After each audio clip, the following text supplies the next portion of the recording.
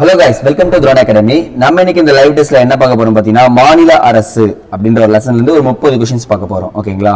இது as usual தான். கொஞ்சம் ஈஸியாவே இருக்கிற மாதிரி தெரியும். பட் ஆனா இது எல்லாமே ரொம்ப ஈஸி தான். ஓகே, பாப்போம் எத்தனை பேர் எவ்வளவு மார்க் எடுக்கறீங்கன்னு சொல்லிட்டு. 30 क्वेश्चनக்கு 30 எடுக்கறவங்களுக்கு வாழ்த்துக்கள். இன்னைக்கு நிறைய இருக்கும். பார்க்கலாம். பத்தலமா ஒவ்வொரு கேள்வியை பாருங்க. அதுக்கு அப்புறம் பொறுமையா ஆன்சர் பண்ணுங்க. நான் சொல்லிட்டேன்.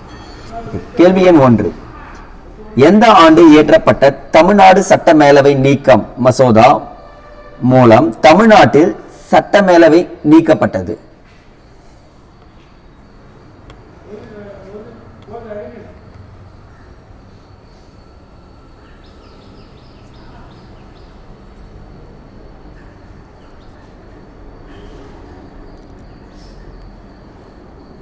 கேள்வி தெளிவா புரிஞ்சிட்டீங்கன்னா ஆப்ஷன் பி தான் ரைட். 1986. ஓகேங்களா?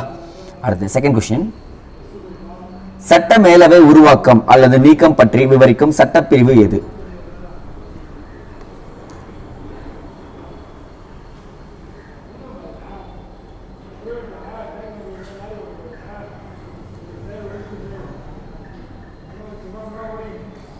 Option C 169. சட்டப்பிரிவு 169 தான் உருவாக்கம் நீக்கம் பத்தி சொல்லுவாங்க மேலவைய.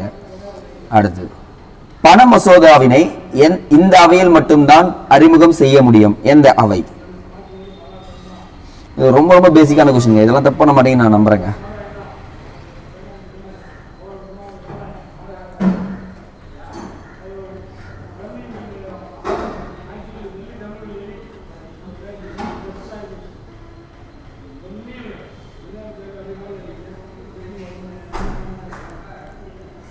ஆப்ஷன் பி சட்டமன்ற கீழவையில மட்டும்தான் பண்ண முடியும்னு சொல்லிட்டு சொல்றாங்க. ஓகேங்களா?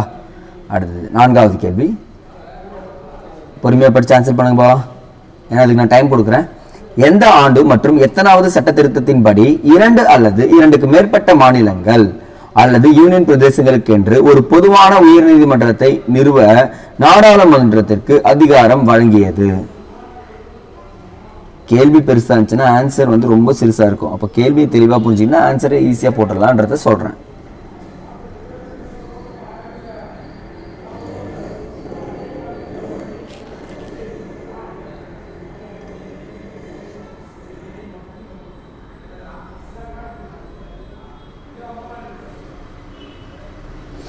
குட். ஆப்ஷன் ஏ தாங்க கரெக்ட். 1956ஆம் ஆண்டு 7வது சட்ட திருத்தத்தின்படி தான் வந்து பாத்தீங்கன்னா இது கொடுத்திருப்பாங்க. ஓகேங்களா? அடுத்தது 5வது கேள்வி. தற்போது இந்தியாவில் எத்தனை உயர்நீதிமன்றங்கள் உள்ளன? உயர்நீதிமன்றங்களின் எண்ணிக்கை எத்தனைன்னு கேட்டிருக்கோங்க.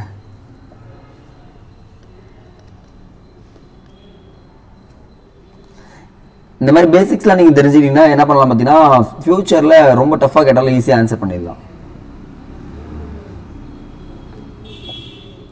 ஆப்ஷன் சி 25 இருக்குங்க இப்போது. அடுத்தது பஞ்சாப், ஹரியானா மற்றும் சண்டிகர் ஆகிய பகுதிகளுக்கு பொதுவாக செயல்படும் உயர்நீதிமன்றம் எங்கு அமைந்துள்ளது?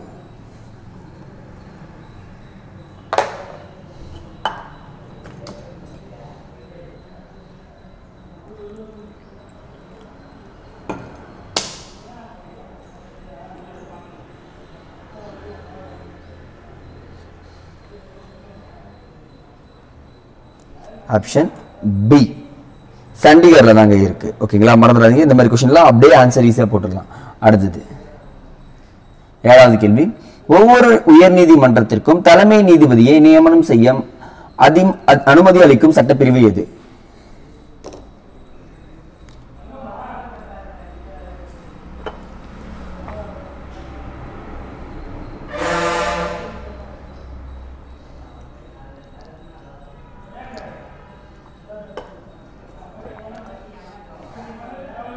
ஆப்ஷன் ஏ சட்டப்பிரிவு 216 அனுமதி அளிக்குதுங்க. அடுத்தது 8வது கேள்வி. எந்த ஆண்டு நிறைவேற்றப்பட்ட 42வது அரசியலமைப்பு சட்ட திருத்தம் உயர்நீதிமன்றம் நீதி புலனாய்வு அதிகாரத்தை குறைத்ததுன்னு சொல்றாங்க. ஈஸியா நான் பூச்சிக்கலாம் இந்த क्वेश्चनலாம். க்ளூ பாருங்க. 42வது சட்ட திருத்தம் எந்த ஆண்டு போடப்பட்டுச்சுனாலே ஆன்சர் போடலாம் பாருங்க. இதுக்கு ஆன்சர் சி 1976. ஓகேங்க.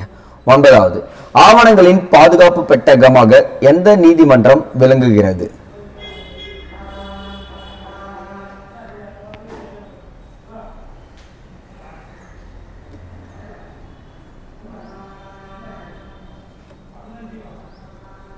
ஆப்ஷன் ஏ உயர் நீதிமன்றம் தாங்க விளங்குகிறது. ஓகேங்களா. அடுத்தது 10வது கேள்வி. மாவட்ட நீதிபதிகளின் நியமனம் மற்றும் பதவி உயர்வு குறித்து உயர் நீதிமன்றம் யாருடன் ஆலோசிக்கிறது?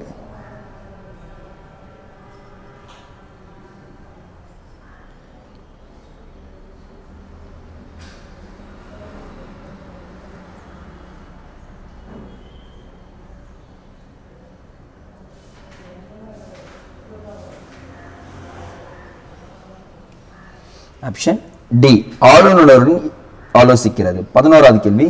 விதி 200 விளக்குவது எது?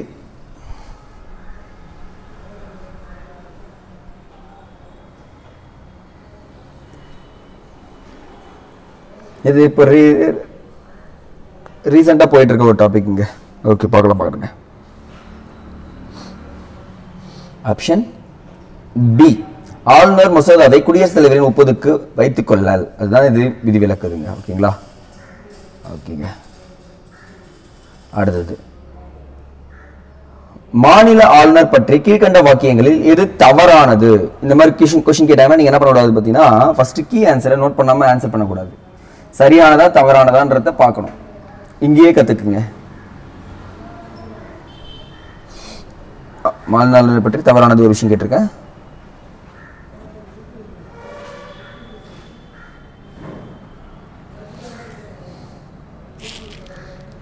குட். ஆப்ஷன் பி மாநில பல்கலைக்கழக வேந்தரை நியமிக்கவில்லை இவர். ஓகேங்களா. ஆனா நியமிக்கிறான்னு கொடுத்திருக்கோம். இதுதான் தவறானது. மற்ற எல்லாமே கரெக்டுங்க. சரிங்களா. அடுத்தது 13வது கேள்வி. மாநில சட்டமன்ற மேலவையின் உறுப்பினர் எண்ணிக்கையை நிர்ணயிக்கக்கூடிய நிறுவனம் எது? இது ஒரு நல்ல பேசிக் and important question.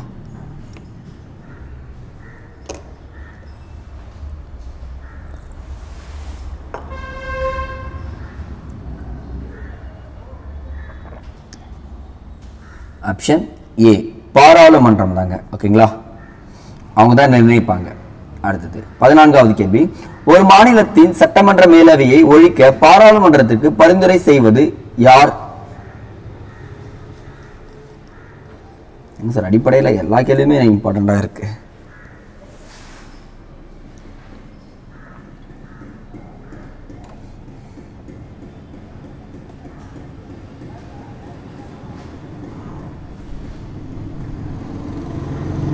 Answer option D மாநிலத்தினுடைய சட்டமன்ற மேலவை தாங்க இதை நியமிப்பாங்க. சரிங்களா. ஒழிக்கணுமா சொல்லிட்டு பரிந்துரை செய்வது இவங்கள தான் இருப்பாங்க. அடுத்தது 15வது கேள்வி.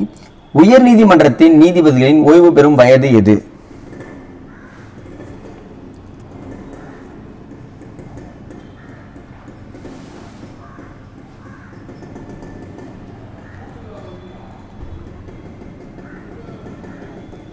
Option D 62. ஓகேங்களா. மறந்துடாதீங்க. அடுத்தது 16வது கேள்வி.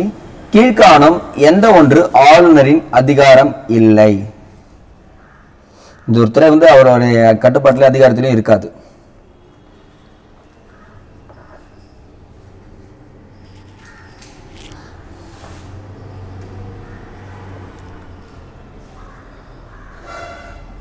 குட். ஆப்ஷன் டி தூதரகம் பார்த்தீங்கன்னா அவருடைய கட்டுப்பாட்டில் இருக்காது. யாருடைய கட்டுப்பாட்டில் இருக்கும்? குடியரசுத் தலைவருடைய கட்டுப்பாட்டில் இருக்கும். அது மீன் அவர் தான் நியமிப்பாருன்றதை தெரிஞ்சுக்கங்க. ஓகேங்க. அடுத்தது பாருங்க. ஆளுநர் யாரை நியமனம் செய்வதில்லை? இதை ஒருத்தரை நியமனம் பண்றதே கிடையாதுங்க. யாரு?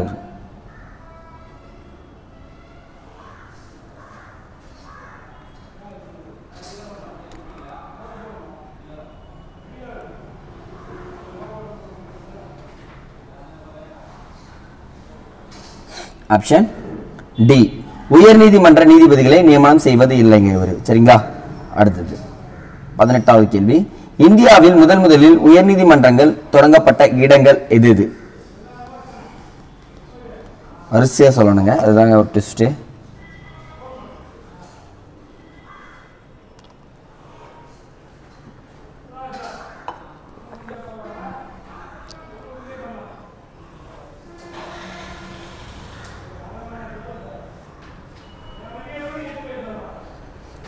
ஆப்ஷன் பி கல்கத்தா, பம்பை, சென்னை.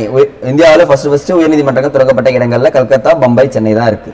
அடுத்தது கீழ்காணும் எந்த மாநிலங்கள் பொதுவான உயர்நீதிமன்றங்களை பெற்றுள்ளன?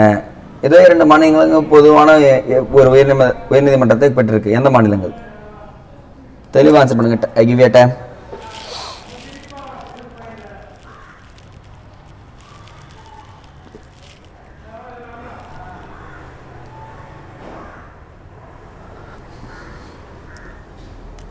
பெட்ரோல் தான் கேட்டிருக்கோம். அப்போ பஞ்சாப் ஹரியானா ஆல்ரெடி வச்சிருக்காங்கன்னு சொல்லிட்டு நம்ம ஆல்ரெடி பார்த்த ஞாபகம் இருக்குங்களா? அது இருந்தாலே நீங்க என்ன பண்ணலாம், ஈஸியா போட்டுடலாம். பாருங்க, ஒரு கேள்வி இருந்து கேள்வி எப்படி என்ன வைக்கலாம். ஆனா ஆன்சர் உங்களுக்கு ஈஸியா தெரிஞ்சுக்கணும்னா நீங்க படிச்சதா மட்டும் தான் இந்த கொஸ்டின் அட்டன் பண்ணி இருக்க முடியும். சரிங்களா? 20வது கேள்வி பாருங்க. கூற்று: மாநில சட்டமன்றத்திற்கு சட்ட அதிகார வரம்பு உண்டு. காரணம்: குடியரசுத் தலைவரின் ஒப்புதலுடன் மட்டுமே மாநில பட்டியலில் உள்ள சில மசோதாக்கள் மன்றத்தில் அறிமுகம் செய்யலாம் அப்படின்னு சொல்றாங்க. சில மசோதாக்கள் மட்டும் பாத்தீங்கன்னா குடியரசு ஒப்புதல் பெற்ற பிறகுதான் பண்ண முடியும்ன்றாங்க. இது எது சரி தப்பு?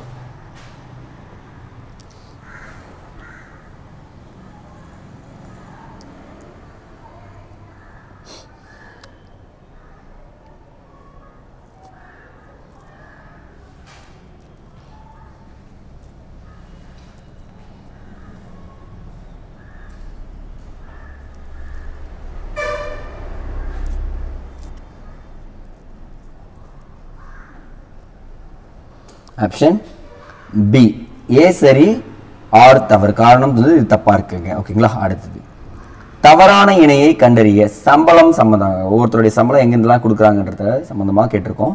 பார்க்கலாம் எத்தனை பேர் கரெக்டாக சொல்றீங்கன்னு சொல்லிட்டு.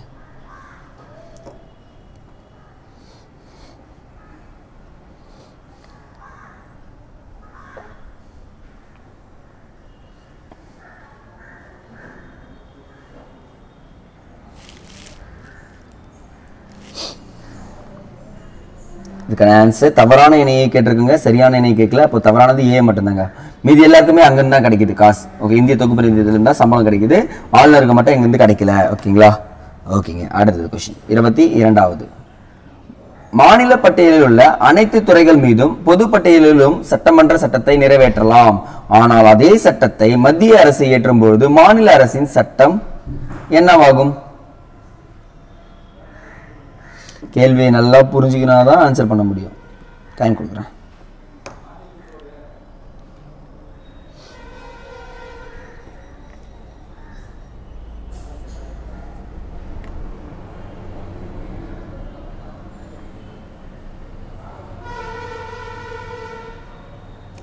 ஆப்ஷன் பி, செயலற்றதாகிவிடும். அதுதான் இங்க சொல்றாங்க. அடுத்தது 23வது கேள்வி.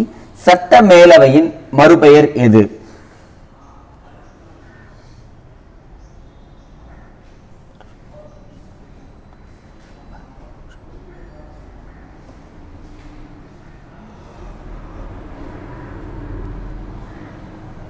Option C, Vidhan Parishad. அடுத்தது 24வது கேள்வி. சட்டமன்றம் கலைக்கப்படும் பொழுது சபாநாயகர் தமது பதவியை இழப்பாரா, இழக்க மாட்டாரா, நிரந்தரமாக்குவாரா, எதுவுமே இல்லையா?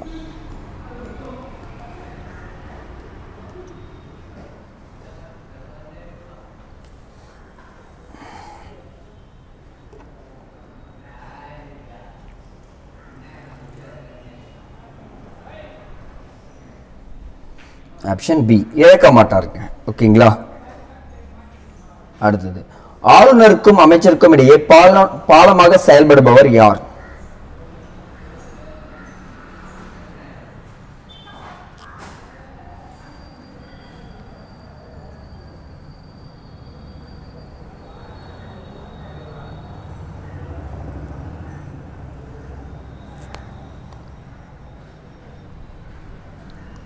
ஆப்ஷன் ஏ, முதலமைச்சர் தான் செயல்படுவாருங்க. அடுத்தது 26வது கேள்வி.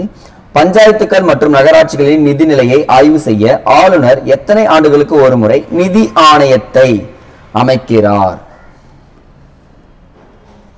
நிதி ஆணையம் எத்தனை ஆண்டுகளுக்கு ஒரு முறை நியமிக்கப்படுகிறதுன்னு கேட்டிருக்கோம்.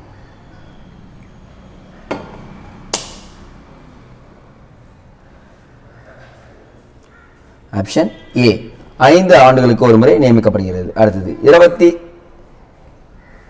27வது கேள்வி. ஜம்மு காஷ்மீர் சிறப்பு அந்தஸ்து நடைமுறைக்கு வந்த ஆண்டுங்க.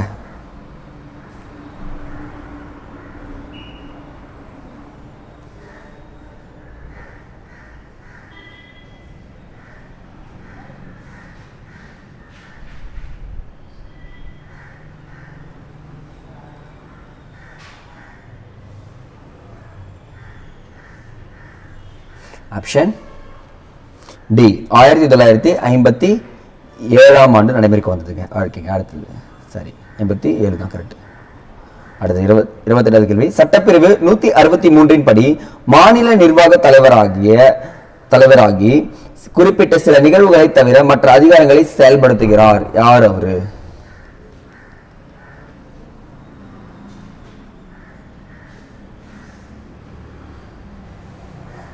ஆனா க்ளூ வேர்டு இங்கே இருக்கு.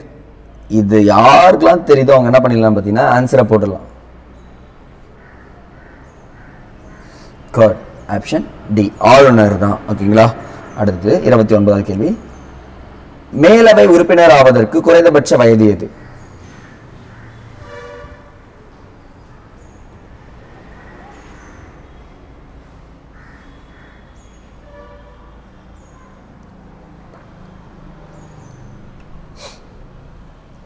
ஆப்ஷன் சி 30 வயது இருக்கணுங்க. ஓகேங்களா, அடுத்தது எந்த நீதிமன்றங்களை தவிர மற்ற அனைத்து சார்பு நீதிமன்றங்கள் தீர்ப்பாயங்களின் பணிகளை மேற்பார்வையிடும் அதிகாரத்தை உயர் நீதிமன்றம் பெற்றுள்ளது? சில நீதிமன்றங்களுடைய தவிர இது எல்லாத்தையும் போய் மேற்பார்வையிடலாம்.